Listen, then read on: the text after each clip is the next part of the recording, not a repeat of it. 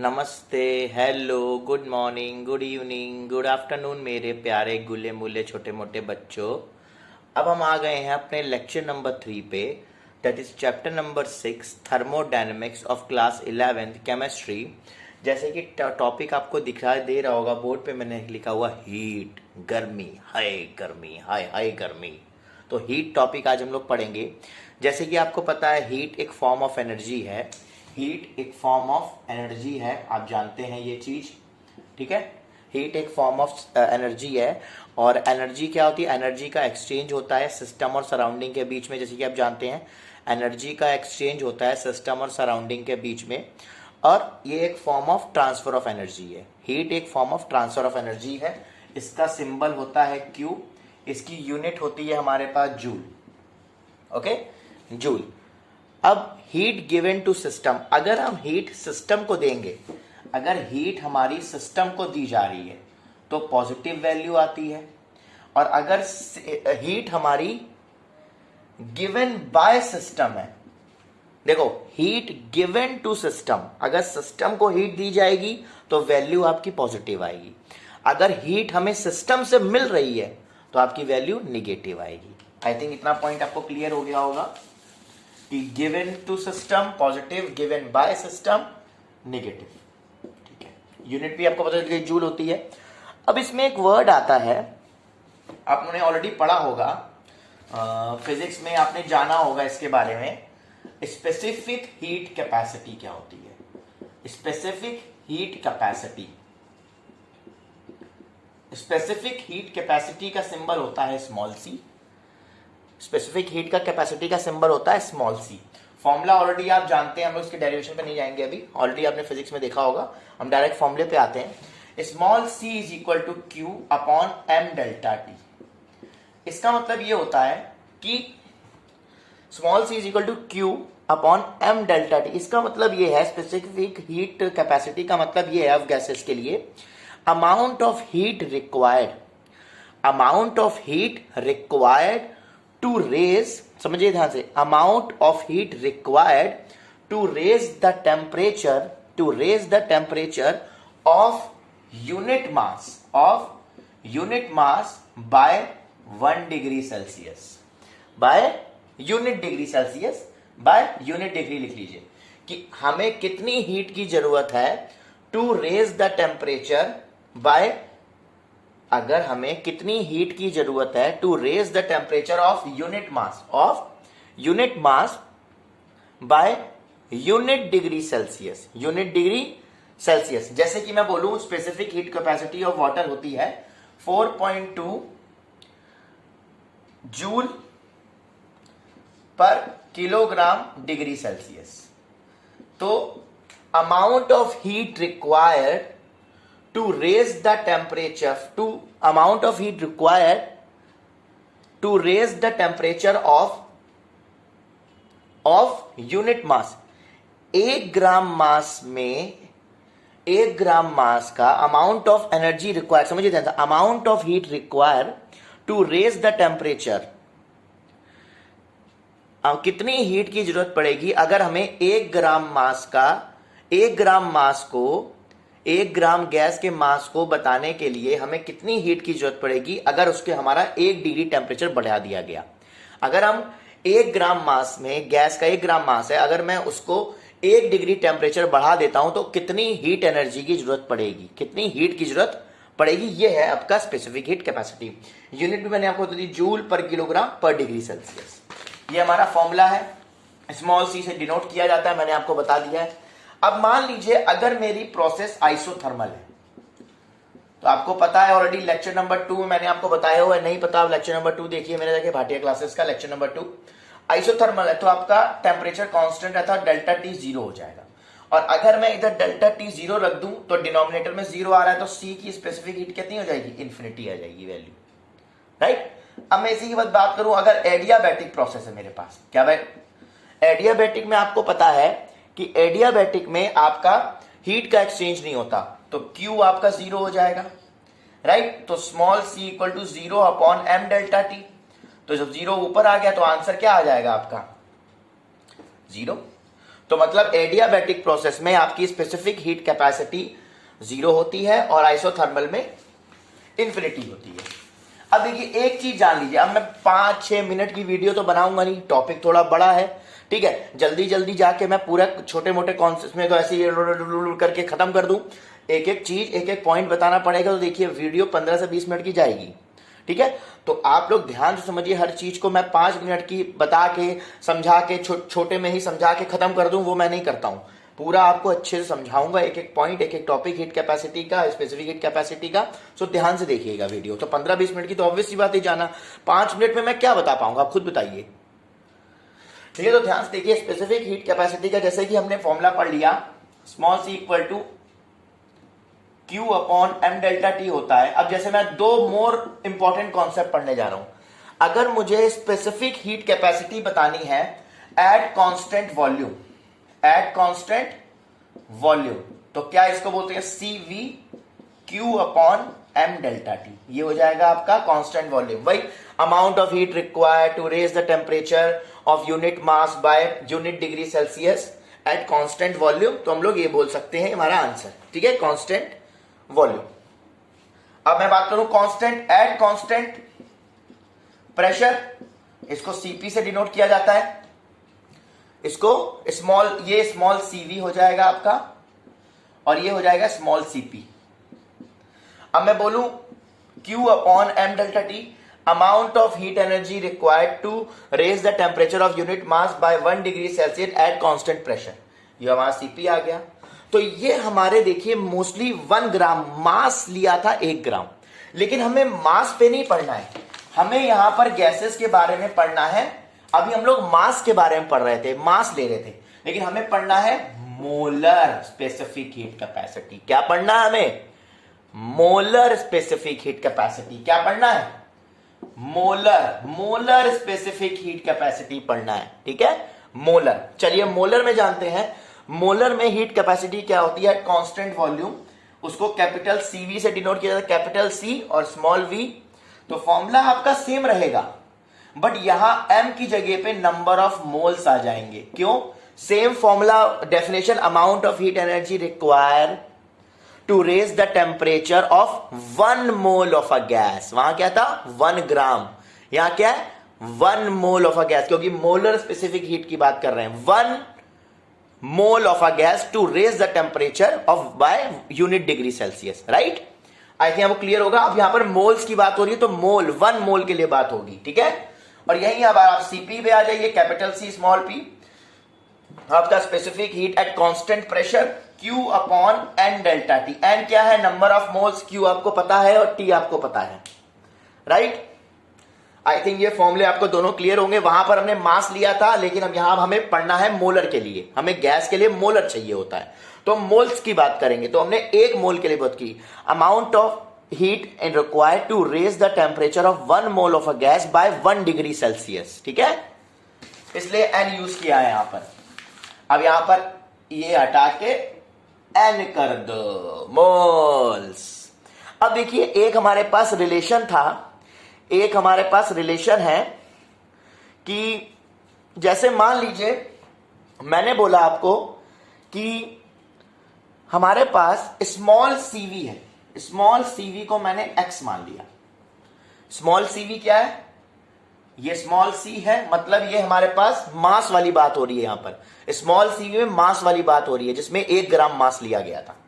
ये capital CV है, ठीक है। तो मैंने आपको बोला कि CP और CV के बीच में क्या रिलेशन है, कैपिटल CV, ये कैपिटल C वाला, मोल्स वाला, और ये मास वाला, इन दोनों के बीच में क्या रिलेशन है ये मुझे जानना है। स्मॉल c वाला होता है मास वाला, 1 ग्राम मास, कैपिटल C वाली बात होती है मोल, जिसमें 1 मोल लिए थे।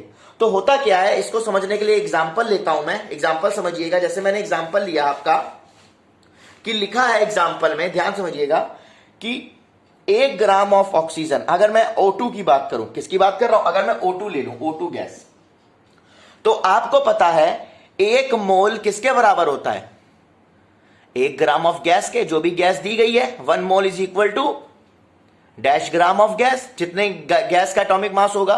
तो हमारी यहां बात हो रही है कि अगर मैं O2 की बात करूं तो हम लोग बोल सकते हैं, ध्यान से देखिए, अगर मैं इसकी बात करूं, O2 के लिए बात कर रहा हूं, स्मॉल सी की, it is defined as the 1 gram of oxygen gas, 1 gram of oxygen gas, amount of energy required to raise the temperature of 1 gram of oxygen gas, 1 gram of oxygen gas to raise the temperature by 1 degree Celsius. अगर इसकी बात करूं, इसमें क्या आएगा, for 1 mole of oxygen gas, 1 mole of oxygen gas, और मोल किसके बराबर होता है, मास के बराबर होता है। तो मैं बोल सकता हूं 1 mole is equal to 1 mole of oxygen gas is equal to 1 mole oxygen gas का कितने बराबर होता है, 32 ग्राम के बराबर होता है। ऑक्सीजन गैस का 1 मोल किसके बराबर होता है, 32 ग्राम के। तो क्या लिख सकता हूं यहां पर मैं, 32 मास की बात, और ये मास है, तो स्मॉल cv लिख सकता हूं यहां पर मैं, क्योंकि ये मास के बारे में बात हो रही है, ये मोल्स के बारे में बात हो रही है। तो amount of energy to raise the temperature of 1 mole of a gas by 1 degree Celsius, और 1 मोल किसके बराबर होता है, 1 ग्राम गैस के, 1 ग्राम मास के। तो अगर मैं 1 मोल ऑक्सीजन गैस को लेता हूं, मतलब O2 को, तो 32 ग्राम का मास मिलेगा, 32 ग्राम का मिलेगा मुझे, वो 32 ग्राम के बराबर होगा। क्यों, क्योंकि ऑक्सीजन का मास होता है 16 और 2 मोल्स ऑक्सीजन के, तो 32, और मास यहां पर है स्मॉल cv में, तो स्मॉल cv के बराबर होगा। तो इसका मतलब ये क्या कह रहा है, जो आपका कैपिटल CV है, कैपिटल C मतलब मोल्स वाला CV, मोल्स वाला, वो molar mass into small CV के बराबर है। ये रिलेशन बहुत इंपॉर्टेंट है, कॉम्पिटिटिव एग्जाम में पूछा जाता है, मल्टीपल चॉइस क्वेश्चन में। मतलब आपका जो मोल्स वाला CV है वो किसके बराबर होगा, equal to molar mass multiply by small CV, जो मास के बराबर, जो 1 ग्राम मास के लिए यूज हुआ था, यही CP के लिए हो जाएगा। ये CP कैपिटल वाला मोल्स वाला किसके बराबर होगा, molar mass into small CP, मतलब 1 ग्राम मास के। ये रिलेशन याद रखिएगा, बहुत इंपॉर्टेंट है, बहुत बहुत बहुत इंपॉर्टेंट। ठीक है, 2-4 मिनट की वीडियो में सब ना बता पाता मैं। चलिए आगे बढ़ते हैं। अब हमारे पास बात आती है, एक इंपॉर्टेंट रिलेशन दिया था, वो आप फिजिक्स के बारे में, फिजिक्स में उसका डेरिवेशन पढ़ेंगे, वो रिलेशन में जा ले रहा हूं। CP कैपिटल की बात हो रही है, मोल्स वाली, मोलर की बात करेंगे हम लोग, मास की बात नहीं करेंगे। अब capital CP minus capital CV is equal to R के बराबर। आपको ये पता है 1 मोल गैस का स्पेसिफिक कैपेसिटी है, ये 1 मोल गैस की specific heat capacity at constant volume, constant pressure, और R क्या है, यूनिवर्सल गैस कांस्टेंट, ये आपको पता ही है। तो एक फॉर्मूला, अगर मैं इसको, एक रिलेशन आपने ये जान लिया, अब मैं कुछ फॉर्मूले के रिलेशन आपको बता दे रहा हूं। जैसे कि आपने ये फॉर्मूला पढ़ा है, capital CP is equal to QPN delta T। अगर मैं इसको रीअरेंज करूं तो CPN delta T is equal to QP आ जाएगा। अगर मैं यहीं पे CV की बात करूं, CVN delta T is equal to QV आ जाएगा। ये फॉर्मूले रीअरेंज कर सकते हैं इस फॉर्मूले से, राइट। 1 मोल गैस के लिए मोलर की बात करेंगे, ग्राम हमारा भूल जाइए अब यहां पर। ये फॉर्मूले का रीअरेंजमेंट समझ में आया। चलिए ठीक है, आगे बढ़ते हैं और फॉर्मूले देखते हैं। अब नेक्स्ट फॉर्मूला है मेरे पास, एक फॉर्मूला है मेरे पास, CV इज इक्वल टू, एक फॉर्मूला मैंने अभी पढ़ा था, CP minus CV is equal to R। और जो CV है वो बराबर होता है, ध्यान से रखिए, बहुत इंपॉर्टेंट फॉर्मूले हैं ये। CV is equal to F/2 plus R। यहां पर जो F है वो क्या है, ये आपको बोलना है। F होता है यहां पर डिग्री ऑफ फ्रीडम। क्या होता है, डिग्री ऑफ फ्रीडम। और डिग्री ऑफ फ्रीडम किस पे डिपेंड होता है, एटॉमिसिटी पे। अभी मैं बताऊंगा एटॉमिसिटी क्या होती है, क्लास 9-10 में आपने पढ़ा होगा, फिर भी बता देता हूं मैं। F होता है यहां पर डिग्री ऑफ फ्रीडम, और डिग्री ऑफ फ्रीडम किस पे डिपेंड होता है, एटॉमिसिटी पे। किस पे, एटॉमिसिटी। अगर आपकी गैस कैसी है, मोनो एटॉमिक गैस है, डाई एटॉमिक गैस है, कि पॉली एटॉमिक गैस है। अगर मोनो एटॉमिक गैस जैसे आपकी कौन सी हो गई, मोनो एटॉमिक गैस की बात करूं, जैसे आपकी हो गई हीलियम, नियॉन, ऑर्गन, ये सब मोनो एटॉमिक्स, तो F की वैल्यू होती है 3।